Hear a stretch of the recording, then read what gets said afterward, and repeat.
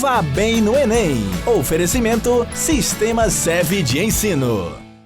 Durante os próximos domingos, vamos estar aqui tirando suas dúvidas e também dando aulas e dicas para que você faça uma excelente prova. E está chegando a hora, hein? Dias 3 e 10 de novembro. E aqui na Cidade Verde, vamos levar até você muitas informações. Eu já quero logo falar o seguinte, você pode acompanhar esse programa no CV Play e também no cidadeverde.com/vá bem no Enem. Beleza, pessoal? Tem dicas, tem vídeos, tem muita informação para você lá no site e também no CV Play. Bom, primeira coisa que eu quero conversar com vocês. Dia 3 de novembro, às 13 horas, você tem que estar no seu local de prova.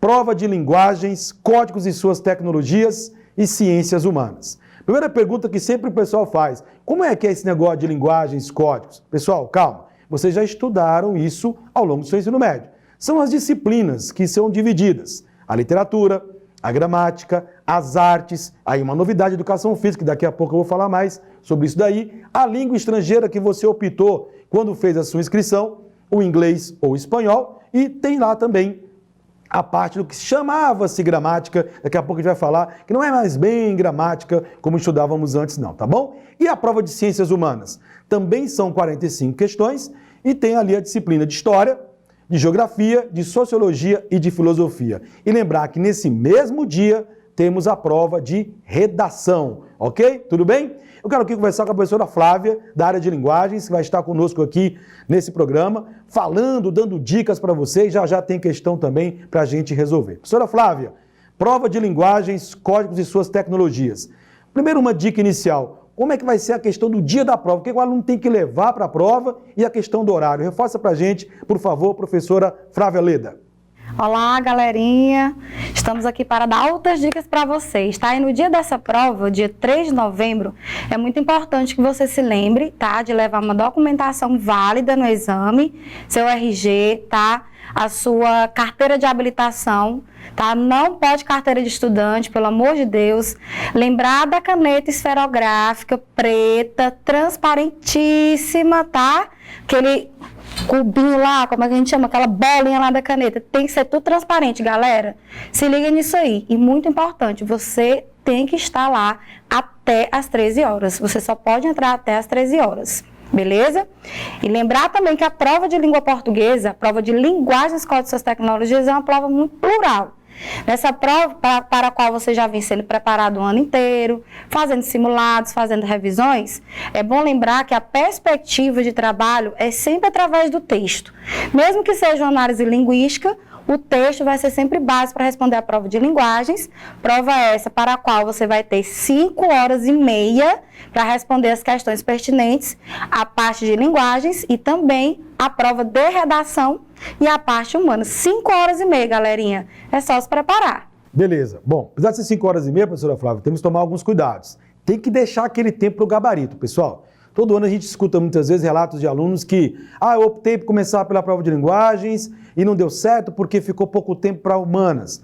Não, eu comecei pela redação, quando eu fui perceber, nossa, já estava quase em cima da hora, ainda faltavam muitas questões de linguagem. A prova de linguagens é muito texto, como a professora colocou. Ou seja, você vai ter ali mais ou menos 45 textos, porque praticamente é um texto para cada questão. Aí a sua habilidade de leitura vai ser muito exigida, tá bom? Então já respondendo uma pergunta que fizeram para a gente aqui. Questão do tempo, 5 horas e meia, mas lembre-se sempre que você tem que deixar pelo menos 30 minutos para o gabarito. Tomara que não aconteça com você, o que acontece muitas vezes. Na hora de preencher o gabarito, cansado, já exausto, acaba errando aquela questão, olha, justamente aquela que era mais fácil muitas vezes, quando vai passar para o gabarito ali, meu Deus do céu, aí não tem mais o que fazer, você não pode rabiscar. Por isso você tem que estar literalmente, quando terminou a prova, dá uma esticada, respira fundo, vai pegar o gabarito, assopra a mão, sabe por quê? Para não estar suado, não ter problema e fazer com tranquilidade o gabarito, tudo bem? Beleza? E já a professora Flávia vem com dicas para você aqui sobre assuntos recorrentes na prova de linguagens. Quero chamar a atenção para o segundo dia de prova, pessoal. No dia 10 de novembro, nós teremos Ciências da Natureza e a prova de Matemática. São 5 horas de prova. Vale o mesmo raciocínio. Você tem que deixar ali um tempo final de 20 a 30 minutos para preencher o gabarito com calma, tá bom? A gente vai ter um programa só para a galera de natureza e matemática, você vai acompanhar por aqui. Os próximos domingos estaremos juntos com você aqui, Vá bem no Enem Cidade Verde, Sistema serve para ajudar você nessa prova que está vindo, tá bom? Quero chamar a atenção da prova de natureza. Houve já perguntas aqui, vou antecipar aqui, nós vamos falar disso depois, mas olha, professor, cai cálculo na prova de física e na prova de química tem muita conta? O que a prova tem colocado nos últimos anos, pessoal? Teoria, mais questões envolvendo cálculos não tão complicados assim, mas cai sim, tá? Então, na próxima semana aí, nosso próximo programa vai ter um pouquinho disso, mostrar como é que são os cálculos, mas você tem que saber algumas fórmulas assim. E na prova de matemática? A prova de matemática que ela já é cansativa, a pessoa já vai meio que, meu Deus, matemática, calma. Tem muita questão assim, literalmente de leitura e interpretação.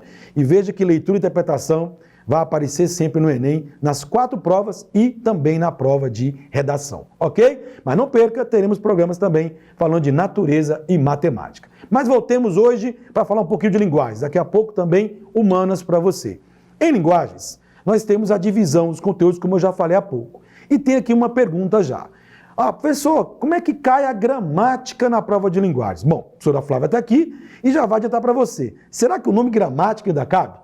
E aproveitando, professora Flávia, responda também, crase, pronome, sabe aquele que você estudou, oração, frase, os períodos, como é que isso é abordado na prova de linguagens? A professora Flávia responde para você.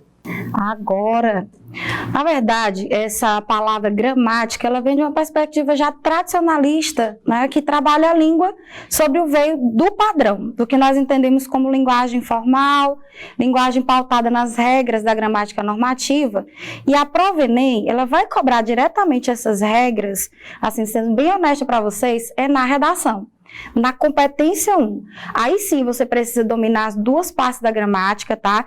E uma é respectiva às convenções, onde você tem que demonstrar conhecimento sobre acentuação, sobre grafia oficial da palavra, sobre pontuação. E a outra parte, você vai se dedicar aí à concordância, à regência, à colocação pronominal, ao uso do acento grave, que são relevantíssimos para essa competência que vale nota 200.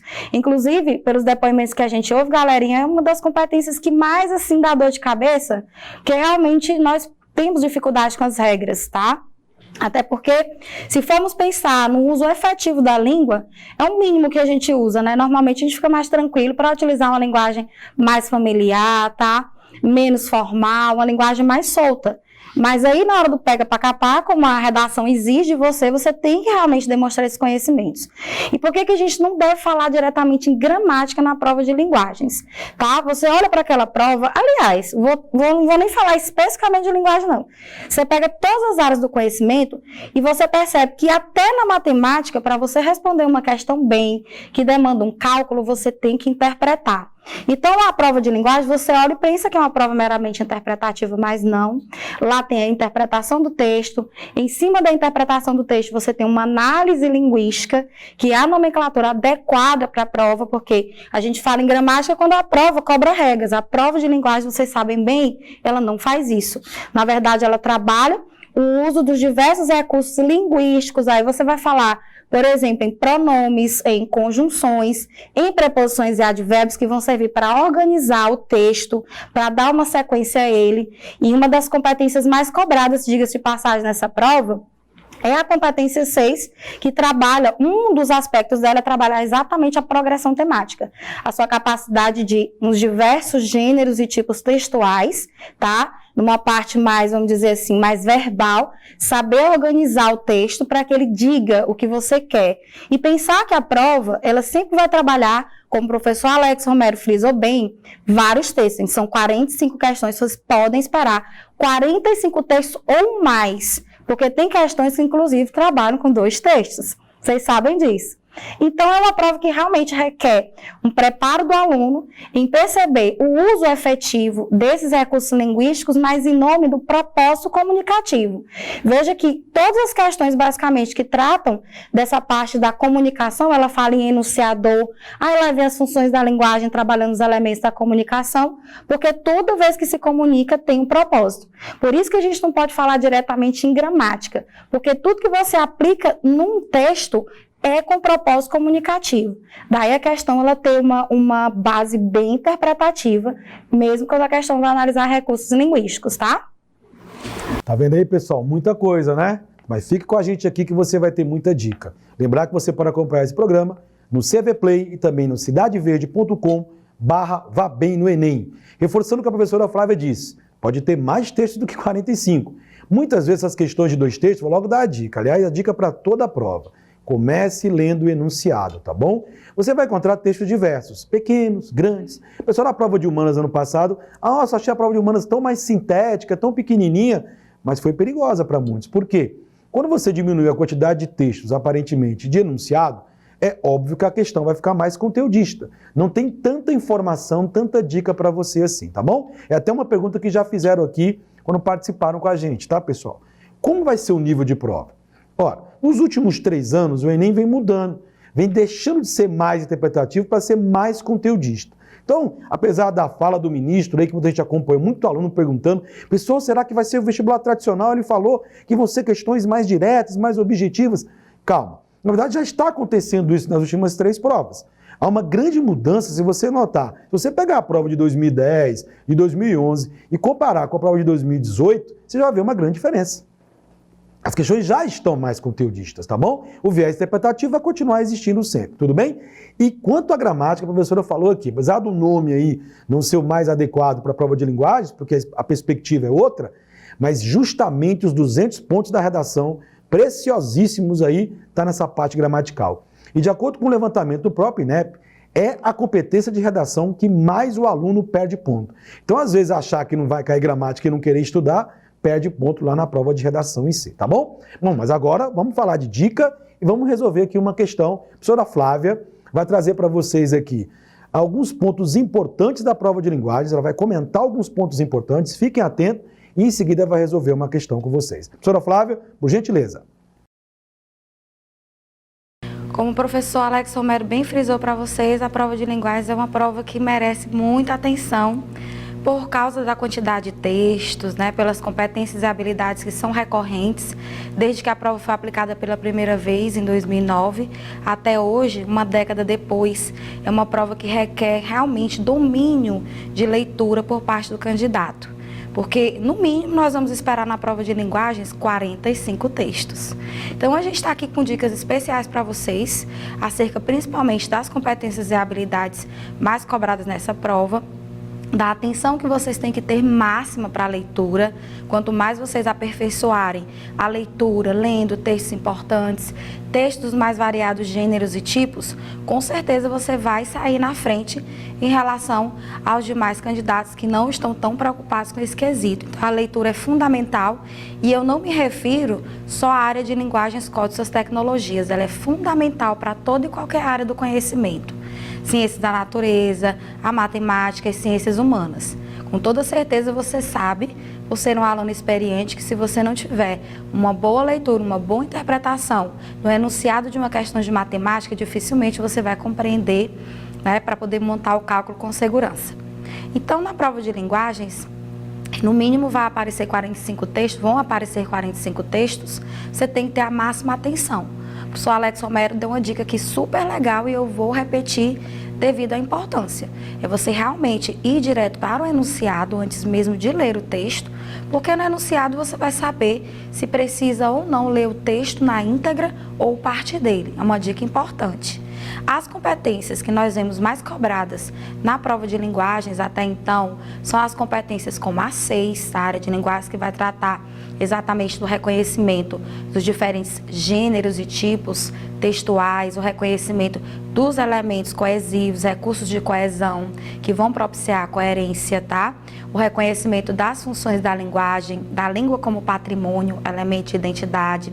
A competência 7, que é uma competência que trabalha bastante com estratégias argumentativas para convencimento do público-alvo, o propósito do autor do texto, do produtor, tá? O diálogo entre textos, como a intertextualidade, que é fundamental nesse processo. A competência 8 também é uma competência bem explorada, que é a competência das variações linguísticas. Então, aqui, no Sistema SEV, em parceria com Cidade Verde no Vá Bem no Enem, Trouxemos uma dica para você aí na habilidade 18. Essa é uma das habilidades que constituem a competência 6. Vamos dar uma analisada no cerne dessa competência para você entender como ela é muito importante e vai englobar vários aspectos que podem, com certeza, e vão ser cobrados na prova de linguagens. Competência diária 6. Compreender e usar os sistemas simbólicos das diferentes linguagens como meios de organização cognitiva da realidade, pela constituição de significados, expressão, comunicação e informação. Resumidamente, o que essa competência chama a atenção é justamente para a quantidade de gêneros e textos que circulam socialmente. E por que esses gêneros e textos circulam socialmente? Por causa do propósito primeiro da linguagem, que é a interação. Toda linguagem serve ao propósito da interação, da comunicação, de você estar ali conversando com o outro. Então isso aqui, sistemas simbólicos das diferentes linguagens constituem exatamente o que você sabe como linguagem verbal, linguagem não verbal. Lembrando que a não verbal ela é constituída dos chamados signos visuais, os índices, os ícones e os símbolos, e a verbal constituída das modalidades oral e escrita. Tudo isso é muito importante para você reconhecer a importância da habilidade 18 que nós vamos tratar já já. A organização cognitiva da realidade é o que você utiliza como artifícios para que a sua comunicação chegue de modo eficiente ao seu interlocutor. Então, se eu quero comunicar algo para alguém, se eu tenho um propósito de interagir com alguém, o que eu vou utilizar é realmente a linguagem. Então, eu tenho que perceber quem é meu público-alvo para poder adequar essa linguagem a ele.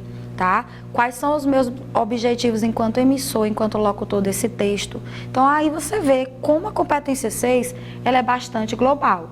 Para quê? Para a constituição de significados, ou seja, para que ela signifique, e você tem o propósito de comunicar, alguém tem que entender através dos significados o que você quer comunicar, daí a eficiência, expressão, que é a necessidade de se expressar das mais variadas formas, por isso diferentes linguagens. Comunicação, lógico, porque toda linguagem visa comunicar, interagir e informar.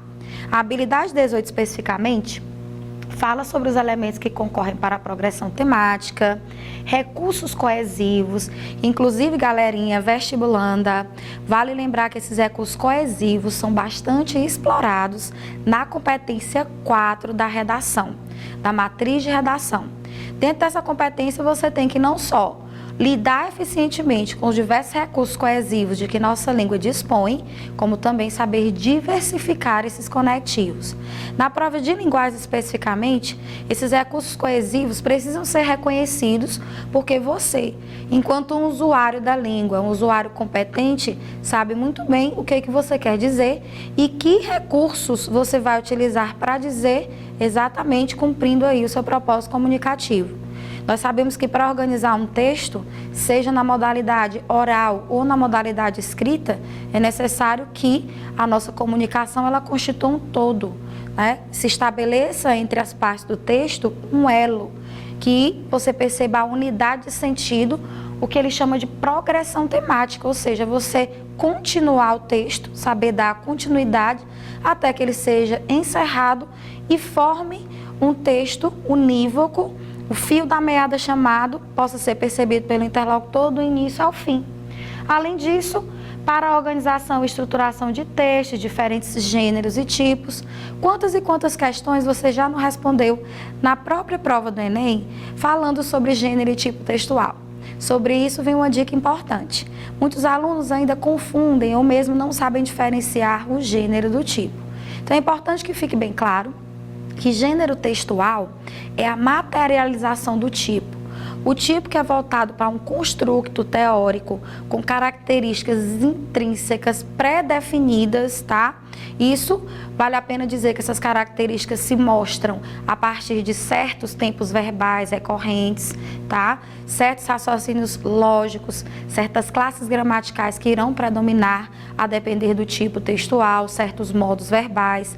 Então essas características mais composicionais, mais gramaticais, por assim dizer, mais estruturais, elas estão presentes para identificar o tipo textual.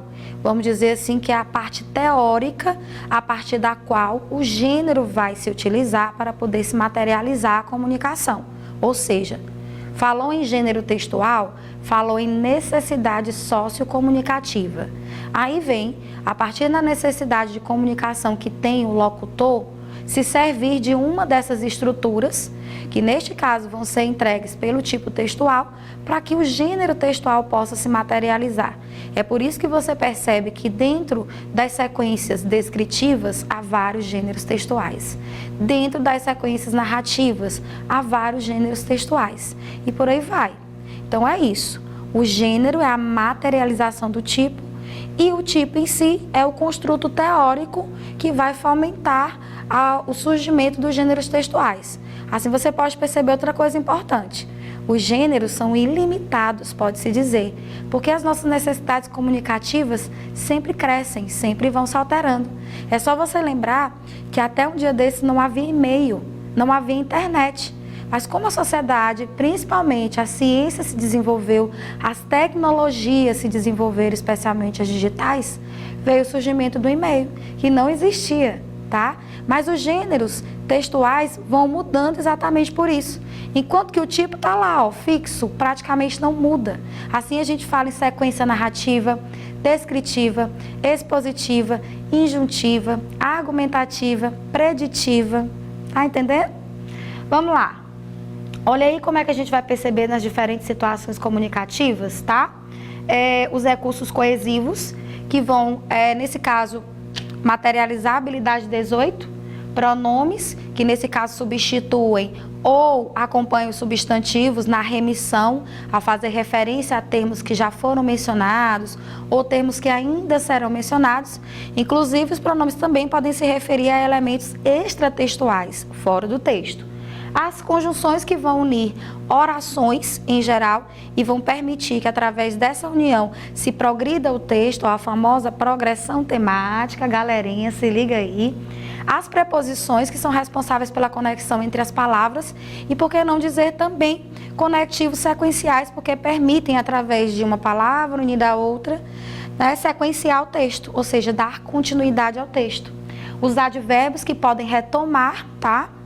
Certos elementos intra ou extratextuais. É só lembrar daquele célebre texto da nossa literatura romântica, da primeira geração, Gonçalves Dias com Canção do Exílio. Minha terra tem palmeiras, onde canta o sabiá. As aves que aqui gorjeiam, não gorjeiam como lá. Aí você percebe no advérbio aqui, ó, a referência ao exílio. E o lá, em contrapartida, a referência à pátria amada. Através desses advérbios, você retoma elementos extratextuais. Porque o interlocutor tem que reconhecer que aqui é o exílio, lá é o Brasil. Inclusive, você vê aí, ó, a figura expressiva da antítese, porque ele estabelece aí um contraponto. O exílio não é perfeito como a minha terra, o Brasil. Tá entendendo aí? Olha o advérbio entrando como elemento de referência, Então, nas diferentes situações comunicativas, que elementos você pode esperar na habilidade 18? É muita coisa, então fica ligado que é uma das habilidades mais cobradas, tá, galera? Os recursos coesivos são elementos importantes para ajudar a organizar o texto. Lembra que lá no caput da competência 6 se falava em organização cognitiva? Ou seja, toda a organização que vai propiciar o sentido de um texto. Para isso, a nossa língua, graças a Deus, dispõe de recursos maravilhosos para que a gente possa fazer com que a nossa comunicação seja entendida, com que ela realmente se efetive para o nosso interlocutor. Um desses conectivos é o pronome, unidade responsável por substituir o substantivo ou por acompanhá-lo para estabelecer uma série de relações e, assim, retomar elementos que já foram mencionados, ou então antecipar informações essas que ainda serão mencionadas, e até fazer referências fora do texto. Por isso é que os pronomes constituem os elementos da chamada coesão remissiva. Essa história de remissão é essa referência que ocorre dentro do texto. Remissiva ou referencial. As conjunções já fazem um outro tipo de coesão, a chamada coesão sequencial. Olha o nome sequência, galera, te liga?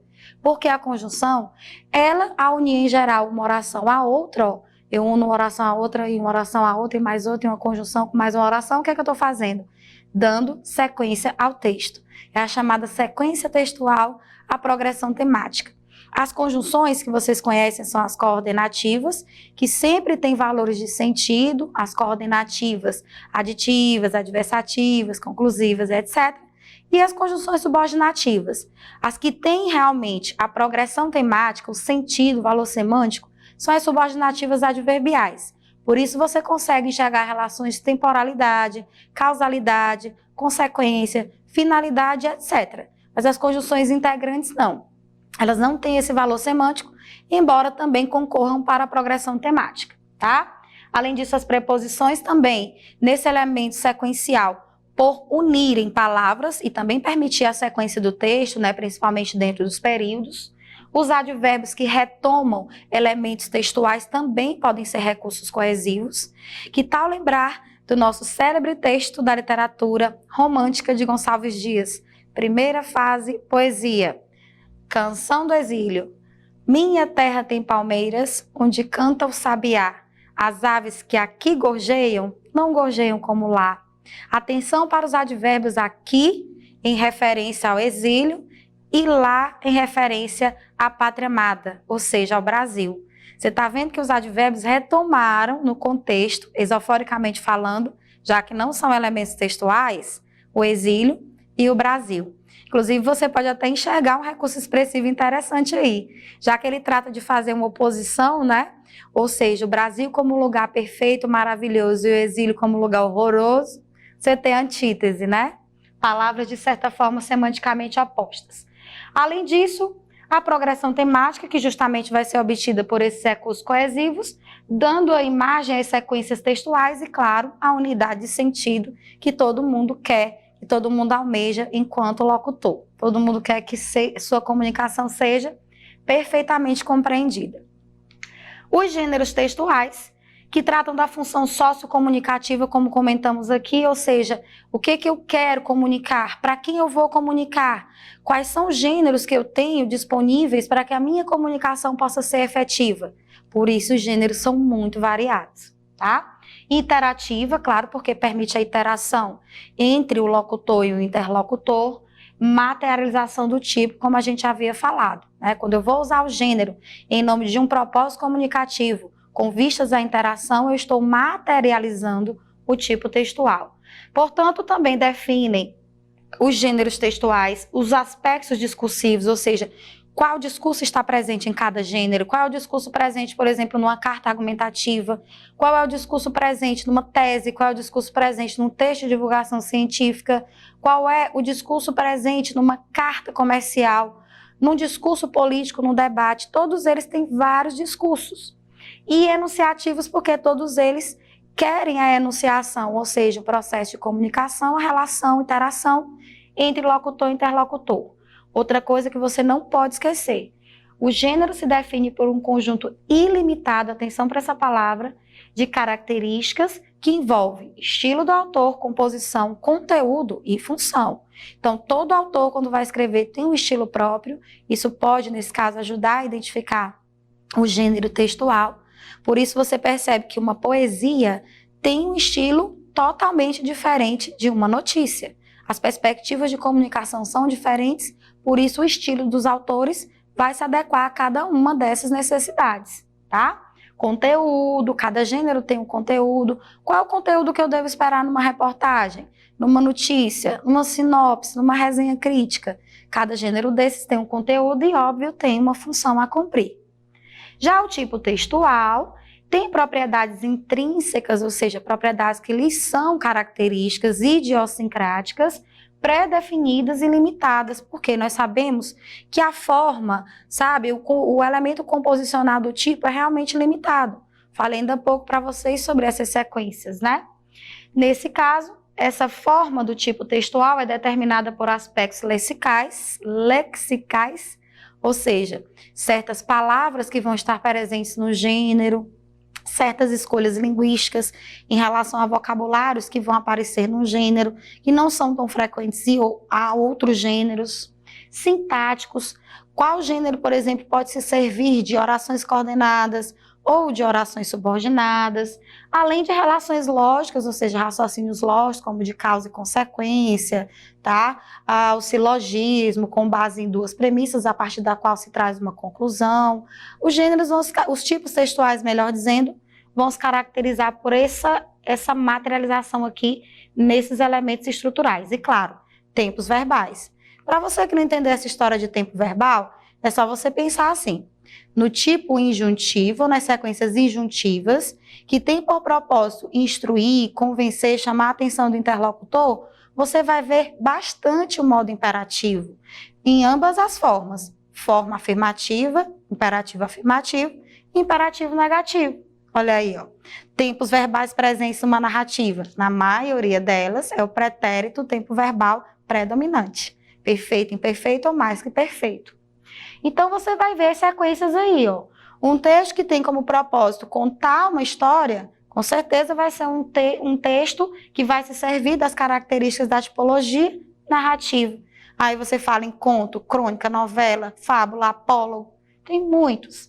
Descritivo. Aí você pode falar no manual de instrução, que tem partes descritivas com certeza, a própria publicidade, que também se serve de descrições para apresentar as características do produto. O injuntivo, a partir do qual você pode ver um horóscopo, uma leitura de mãos ou quiromancia, uma previsão do tempo, todos eles têm vistas à injunção, manual de instrução, que não só informa como ajuda o interlocutor a saber mexer no aparelho que ele tem. O expositivo, que visa basicamente a informação através de exemplos, conceituações. E o argumentativo, que tem por propósito defender uma tese e sustentá-la por meio de argumentos. Vamos ver agora, galerinha, te liga aí, como seria uma questão na prova Enem, cobrando aí a habilidade 18. A saudade continua. O carteiro, obrigado, viu? Vai com Deus. 20 de dezembro de 2001, Carandiru. Falou em carteiro, parece o gênero carta, né, galera? Vamos lá. Salve, salve, amiga. Tudo bem com você? Faço votos que sim. Deus é mais, é poder. Por aqui comigo, tudo a pampa normal. Antes que eu esqueça, é Feliz Natal.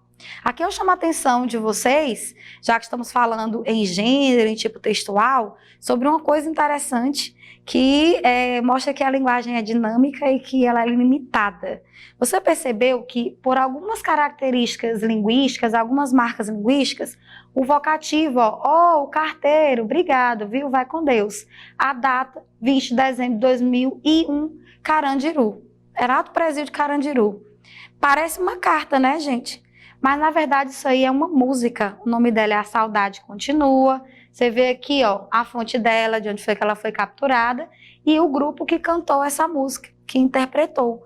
Esse processo que envolve dois gêneros, ou a apropriação de um gênero por outro, não esqueça dessa palavra, é a chamada intergenericidade, que é o diálogo entre gêneros.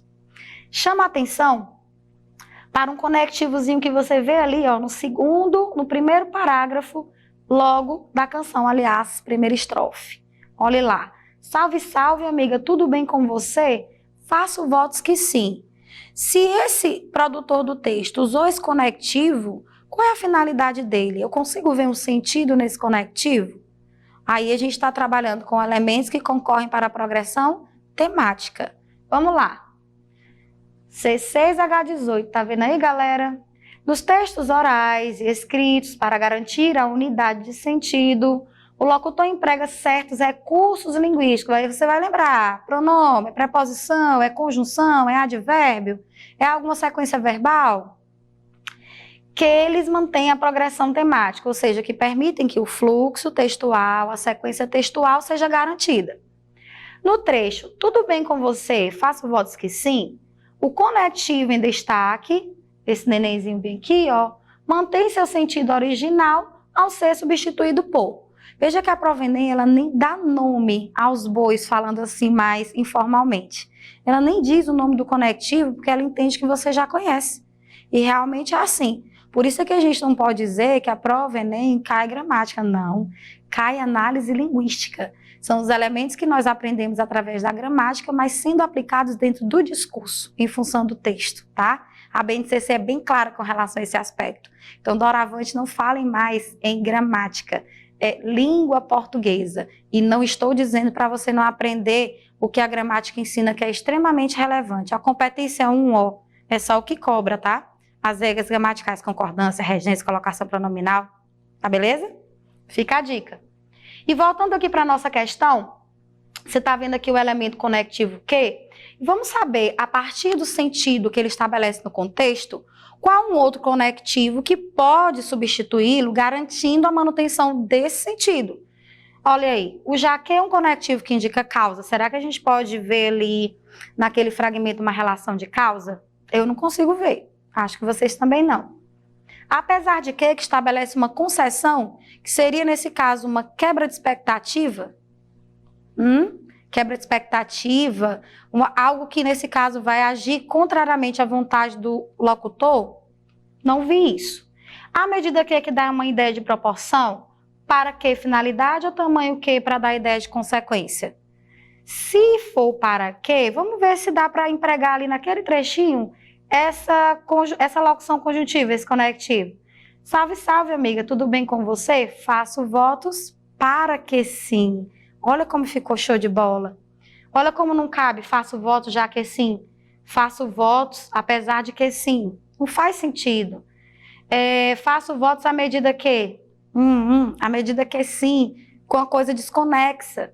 Faço votos, tamanho que sim. Olha só, o elemento mais adequado para manter, inclusive, o sentido de finalidade, que é o sentido que está claro aí na progressão temática, é a locução conjuntiva para que. Resposta correta, galerinha, olha aí, letra D de dado. Fica a dica aqui para você, no Vá Bem no Enem, em parceria com o Colégio SEV. E aí, galera? Você viu aí quanta coisa tem que saber, né? Tá vendo aí? Tipos textuais, gêneros textuais, a prova tem muito disso para você, pessoal. Vamos prestar atenção. Não, calma que tem mais linguagens. Vou atender aqui já alguns questionamentos. Vamos falar sobre linguagem corporal, mas quero mais uma vez chamar a atenção para esse assunto da competência 6 da habilidade 18, tá? Porque ano passado só perdeu em quantidade de questões para a competência 7, que trabalha com a parte dos gêneros textuais e as interpretações desses gêneros, tá bom? Então esse é um dos assuntos mais cobrados na prova. Aprendeu bem direitinho a dica? Bom, e antes nós irmos ali para o nosso intervalo, professora Flávia, na competência 6, além da habilidade 18, a senhora citou aí a 19 e a 20. Dentre as funções da linguagem, destacamos ano passado, foram 2 de função referencial. Mas além da função referencial, que trabalha com o informativo, trabalha com a ideia, com o caráter denotativo da linguagem, qual outra função a professora entende como poderá vir cair na prova que tem que ser chamada a atenção? Diga pra gente rapidamente. Bom, eu costumo brincar com meus alunos e dizer, meu filho, vai faltar carnaval no Brasil, mas não falta esse assunto na prova Enem, viu? Pode esperar. Então, assim, algumas funções, né, para nós que já conhecemos, já analisamos bem a prova Enem, né, do ano de 2009 para cá, quando houve toda essa mudança, a gente vê cair de modo mais recorrente. Uma delas é a função referencial que o Alex acabou de citar. Já vimos também, gente, questões sobre função metalinguística, tá? Aquela função que, nesse caso, vai focar no elemento código, para procurar, nesse caso, nesse texto, ou avaliar os mecanismos de funcionamento de um texto, quando você percebe que um texto, por exemplo, ele vai falar sobre algum aspecto da língua portuguesa, tá? Então, um texto voltado para um aspecto de funcionamento da língua. Pode ter certeza que ali está predominando a função metalinguística. Mas lembrar também que ela não vai estar focada só nisso. Não é só quando a língua aborda seus próprios aspectos. A gente tem vários exemplos, o Alex vai falar depois para vocês, nas artes, por exemplo, em que a gente tem metalinguagem. Né? Aquela pintura de Escher, todo mundo conhece uma figura muito conhecida, em que a mão desenha a própria mão. Ou seja, ali é a própria arte de desenhar, de criar, retomando o seu próprio processo produtivo. Assim como você vê um poema abordando a construção do poema, ou falando sobre o fazer poética, aí com certeza você vai ter a função metalinguística, que é uma das mais cobradas. Beleza, pessoal, vá bem no Enem, Sistema SEV e TV Cidade Verde, trazendo dicas importantes para você, tá bom? Na volta do intervalo tem mais Linguagens e Humanas para você. Vá bem no Enem.